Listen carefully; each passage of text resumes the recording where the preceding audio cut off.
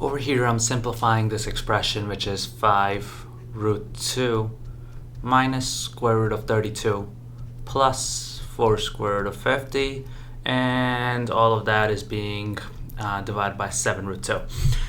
Whenever I have radicals such as radical 32, radical 50, they're not in its simplest form, so I'm going to have to rationalize them. So 5 square root of 32, let's think of two numbers that go into 32, where one of them is a perfect square. So I have square root of 16 times square root of 2, because 16 times 2 is 32. Now square root of 16 is just 4 and 4 root 2. So the square root of 32 can be rewritten as 4 root 2. Now let's do the same with square root of 50.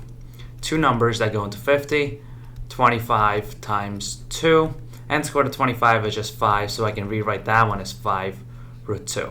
Now instead of the square root of 50 and square root of 32, I'll replace them with what I have, or what I just simplified them to. So it'll be 5 root 2 minus 4 root 2 plus 4, don't forget that 4, times 5 root 2.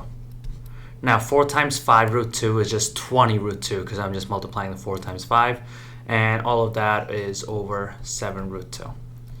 So what I'm going to do is I'm trying to see where I can find the space. So let's just do it over here. I'll try to write a little bit smaller. So I have 5 root 2 minus 4 root 2, and like I said, that will become 20 root 2.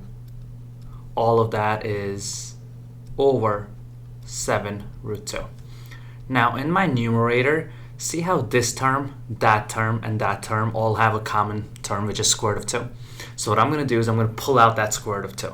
So let's pull that square root of 2 out. So if I pull that square root of 2 out, I'm left with 5 minus 4 plus 20s. And now if I distribute this square root of 2 all along over here, you'll see how I get back to the original. Because square root of 2 times 5 is just 5 root 2. Square root of 2 times 4 is just 4 root 2.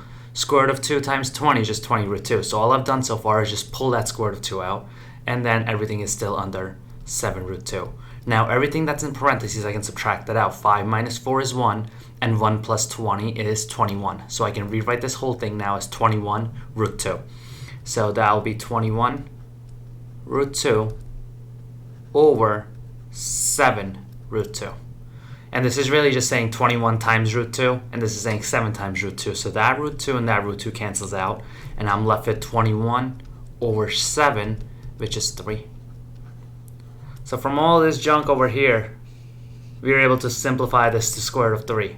Definitely looked a lot more complicated than it was originally, but really one of the main things they're testing you on the SAT is if you understand how to rationalize, how to simplify expressions like this, and then just take it one small step at a time, and then they're testing you over here if you understand you can factor the square root of 2 out of there, and then slowly just cancel out your terms and so forth, which leaves me with just 3.